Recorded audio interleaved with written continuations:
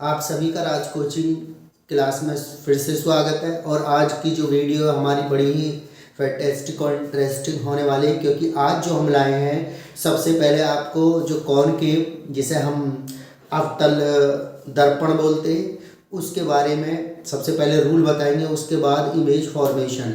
देखिए, बड़ा ही क्रिटिकल लगता है बच्चों को इमेज फॉर्मेशन का टॉपिक। क्यों लगता है? क्योंकि उसमें ज़्यादातर वर्चुअली टीचर्स पढ़ा रहे हैं, उसको रियलिटी में नहीं शो कर पा रहे हैं। इसीलिए आज की वीडियो हमारी सबसे बेस्ट होने वाली है। क्यों बेस्ट होने वाली है? क्योंकि हम आपको जो दिखाने वाले हैं आज तक की किसी भी वीडियो में किसी ने भी नहीं समझाया होगा। तो आइए सबसे पहले हम इमेज फॉर्मेशन के रूल को समझ लेते हैं। देखिए, सबसे पहले जो हमारा इमेज फॉर्मेशन के रूल है वो होते हैं 4। उनमें से कुछ बुक्स में 3 है, तो आप नेवर माइंड, इससे कोई प्रॉब्लम नहीं है। तो आप इसलिए इन रूल्स को अच्छी तरीके से समझना है आपको।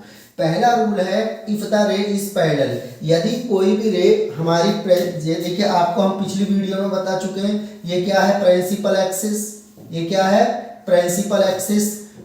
और ये क्या है, पोल। ये सेंटर ऑफ कर्वेचर और ये फोकस। तो आपको जो समझना है अच्छी तरीके से वही समझना है जो हमने इस स्लाइड में आपको दिखा रखा है। देखिए, हम अलग से भी आपको दिखा देते हैं। 1 मिनट रुकिए आप। देखिए, यह हमारा क्या, कॉनकेव मिरर जिसे हम अवतल दर्पण बोलते हैं। और ये होगी हमारी प्रिंसिपल एक्सिस। अब हमारी जो प्रिंसिपल एक्सिस है ये है, सबको दिखाई दे रहा होगा अच्छी तरीके से। तो जो प्रिंसिपल एक्सिस है, देखिए, the ray which is parallel to the principal axis. The ray which is parallel to the principal axis. जो रे प्रिंसिपल एक्सिस के पैरेलल है वो हमेशा कहां से होती हुई जाएगी? फोकस से। देखिए, ये हमारा फोकस पॉइंट है और ये हमारा सेंटर ऑफ कर्वेचर है और ये क्या है, पोल। तो आपको फर्स्ट जो रूल लर्न करना है, the ray which is parallel to the principal axis. जो रे प्रिंसिपल एक्सिस के पैरेलल है वो हमेशा कहां से होती जाएगी? फोकस से होती हुई। तो आप देख सकते हो इस स्लाइड में यही है, ये रे है और ये कहां से जा रही है होती हुई? फोकस से। The ray which is parallel to the principal axis passing through the focus after the reflection. तो आपको क्लियरली समझ में आ गया होगा, जो रे प्रिंसिपल एक्सिस के पैरेलल होती है हमेशा कहां से होती जाती है? फोकस से। अब आपको सेकंड रूल देखिए, सेकंड रूल में आप देख सकते हो, हम इसे जूम करके आपको दिखा रहे हैं जिससे कि क्लियर हो जाए। एक रे हमने डाली किस पर? सेंटर ऑफ कर्वेचर पर। जो रे हम सेंटर ऑफ कर्वेचर पर ड्रॉ करेंगे, हमेशा स्टूडेंट आपको लाइन में रखना है कि वो रे सेंटर ऑफ कर्वेचर से ही वापस जाएगी। ये आई सेंटर ऑफ कर्वेचर पर, रिटर्न भी कहां से हो रही है? सेंटर ऑफ कर्वेचर से। तो आपके समझ में 2 रूल आ चुके होंगे, बड़े ही सिंपल वे में हम समझा रहे हैं। नंबर फर्स्ट है the ray which is parallel to the principal axis. जो रे प्रिंसिपल एक्सिस के पैरेलल है वो हमेशा कहां से होती जाती है? फोकस से। और जो हम सेंटर ऑफ कर्वेचर पर डालते हैं वो कहां से रिटर्न बैक ले लेती है? सेंटर ऑफ कर्वेचर से। इसके बाद रूल नंबर 3 आता है। देखिए, यदि हमने रे फोकस पर डाली तो कहां से रिटर्न कर जाएगी? जो प्रिंसिपल एक्सिस है उसके पैरेलल हो जाएगी आफ्टर द रिफ्लेक्शन। जो रे हम फोकस पे डालेंगे वो कहां से किसके पैरेलल हो जाएगी? प्रिंसिपल एक्सिस के। मतलब ये रूल फर्स्ट वाले रूल के ठीक अपोजिट है। Last rule and fourth rule है, अगर हमने पोल पर रे को फॉल डाउन करा देते हैं, अगर रे हम पोल पर डालते हैं तो वो सेम एंगल के साथ, पोल के साथ सेम एंगल बनाएगी और रिटर्न हो जाएगी। तो आपको स्टूडेंट ये सारे रूल समझ में आ चुके होंगे। बड़ा ही सिंपल वे में हमने आपको समझा दिया। एक बार फिर से आप चाहो तो समझ सकते हो। नंबर फर्स्ट है आपका the ray which is parallel. जो रे पैरेलल होगी प्रिंसिपल एक्सिस के वो हमेशा कहां से जाएगी? फोकस से होती हुई। जो रे फोकस पर आएगी पैरेलल हो जाएगी। जो रे सेंटर ऑफ कर्वेचर पे आएगी सेंटर ऑफ कर्वेचर से ही रिफ्लेक्टेड बैक हो जाएगी। इसके बाद रूल नंबर लास्ट, पोल पे आने वाली पोल से ही रिटर्न होगी और सेम एंगल, जो जितना एंगल ये होगा इतना ही एंगल ये भी होगा। तो बच्चों, आप सभी के अच्छी तरीके से समझ आ गया होगा। टॉपिक बड़ा इंटरेस्टिंग करने वाले हैं, तो हमारी जो वीडियो है उन्हें लाइक करें, शेयर करें और सब्सक्राइब कर लें, क्योंकि हम फ्री ऑफ कॉस्ट आपको ये जो कंटेंट है ये दे रहे हैं रेगुलर, तो आपको अच्छी तरीके से समझ में आ चुका है। तो देखिए अब जो सबसे क्रिटिकल है और सबसे जो टफ लगता है स्टूडेंट को वो चीज़ हम लाएंगे। तो सबसे पहले हम आपको पोजीशन के बारे में समझा देते हैं। देखिए स्टूडेंट बड़े कंफ्यूजन है कि ऑब्जेक्ट को कहाँ प्लेस करें, तो there is no problem to understand this topic because you are study in Raj coaching, क्योंकि आप राज कोचिंग में पढ़ रहे हैं तो आपको किसी तरह की कोई भी प्रॉब्लम नहीं आएगी। तो हमारे चैनल को ज़्यादा से ज़्यादा सब्सक्राइब करें और शेयर करें, जिससे कि आपको आने वाली वीडियो, हम फ्री ऑफ कॉस्ट मैथ की भी हमारी सीरीज चल रही है, तो मैथ की सीरीज में रियल नंबर जो पंकज सर पढ़ा रहे हैं और कई हमारे और भी टीचर की टीम है जो आपके सामने जल्दी ही अनाउंस कर देंगे, तो उसे इसलिए आप सब्सक्राइब करें तो आप किसी भी कॉस्ट को पे करना नहीं पड़ेगा। तो देखिए पोजीशन क्या होती है, सबसे पहले हम किसी भी ऑब्जेक्ट को कहाँ से सी करते हैं, कहाँ देखते हैं, वो है इन्फिनिटी। सबसे पहली पोजीशन हमारी कहाँ होगी, इन्फिनिटी। ऑब्जेक्ट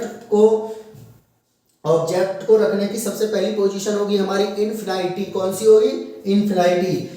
अब हमारे पास एक तो फोकस, सेंटर ऑफ कर्वेचर और दिस इज द पोल। अब इसके बाद ऑब्जेक्ट को हम स्टूडेंट कहाँ रखेंगे, beyond the centre of curvature या सेंटर ऑफ कर्वेचर के पीछे। कहाँ रखेंगे, सी के पीछे या beyond the centre of curvature. इसके बाद कहाँ पे रखेंगे बच्चों बताइए, सेंटर ऑफ कर्वेचर पर। देखिए ये हमारी कंडीशंस है, फर्स्ट कंडीशन ये, सेकंड ये और थर्ड पे हमने डिस्कशन अभी कर लिया। इसके बाद फोर्थ कंडीशन में सेंटर ऑफ कर्वेचर और फोकस के बीच में कहीं भी ठीक मिडिल में या इसके आगे पीछे कहीं भी प्लेस कर दे, कंडीशन सबकी एक जैसी आएगी। इसके बाद कहाँ पर प्लेस करेंगे, फोकस पर। उसके बाद कहाँ पर प्लेस करेंगे, पोल और फोकस के बीच। तो आपकी टोटल कंडीशन स्टूडेंट कितनी हो जाती है यहाँ, तो आप देख सकते हो 3 हमारी ये है, 4 हमारी ये है, 5 हमारी ये है और 6 ये है। तो टोटल 6 पोजीशन है किसकी, टोटल, जहां पर हम किसको रख सकते हैं बच्चों, ऑब्जेक्ट को। तो सबसे पहले इन्फिनिटी, सेकंड में इन्फिनिटी और सेंटर ऑफ कर्वेचर के बीच सेंटर, इसके बाद एफ और सी के बीच, फिर एफ पर और लास्ट में पी और एफ के बीच। यही कंडीशन है टोटल। तो आइए स्टूडेंट हम अपने रे डायग्राम को अंडरस्टैंड करते हैं। देखिए सबसे फर्स्ट कंडीशन है व्हेन द ऑब्जेक्ट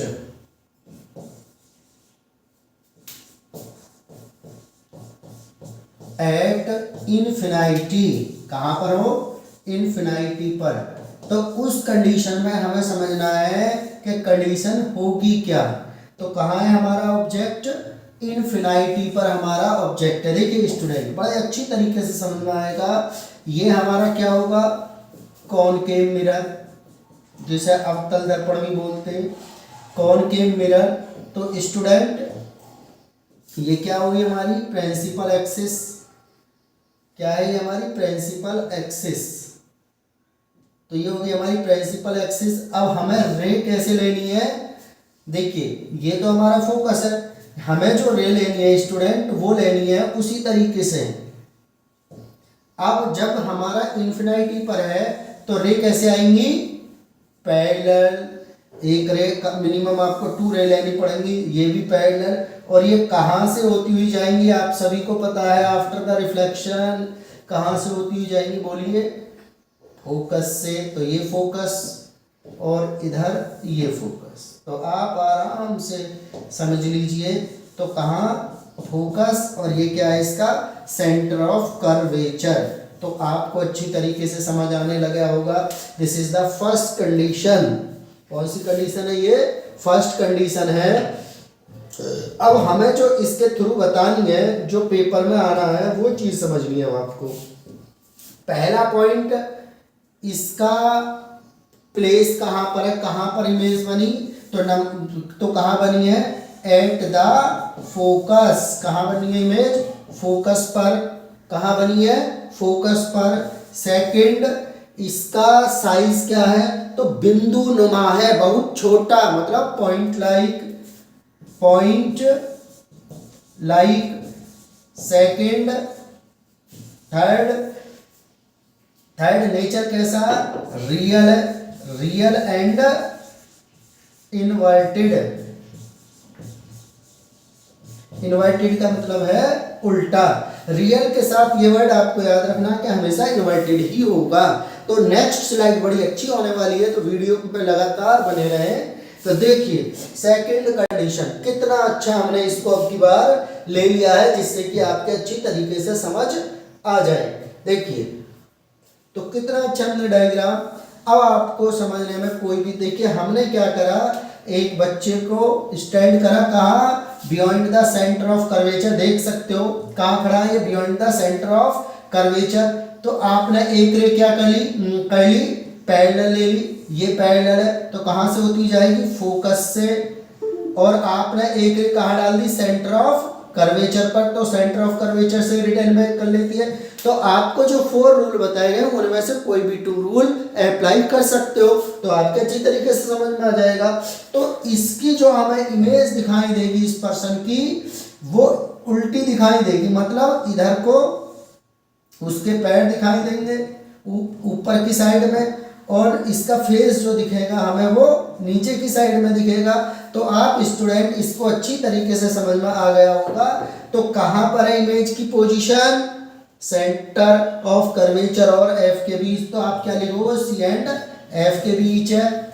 और साइज कैसा है, स्मॉल साइज की है, बिल्कुल राइट है आपकी बात, कैसी है, स्मॉल साइज। देन ऑब्जेक्ट, और लास्ट में रियल एंड, कैसी है, रियल एंड इनवर्टेड है, क्योंकि रियल में बन रही है, इनवर्टेड। नेक्स्ट पोजीशन आप देखें अब की बार और क्लियरिटी के साथ देखिए। देखिए अब की बार हमने इसको कहां पर खड़ा करा है, तो अब की बार हमने इसको ऑफ सेंटर ऑफ कर्वेचर पर। तो आप देखिए इसकी जो इमेज है इस पर्सन की, वो नीचे की साइड में और सेंटर ऑफ कर्वेचर पर ही बनी।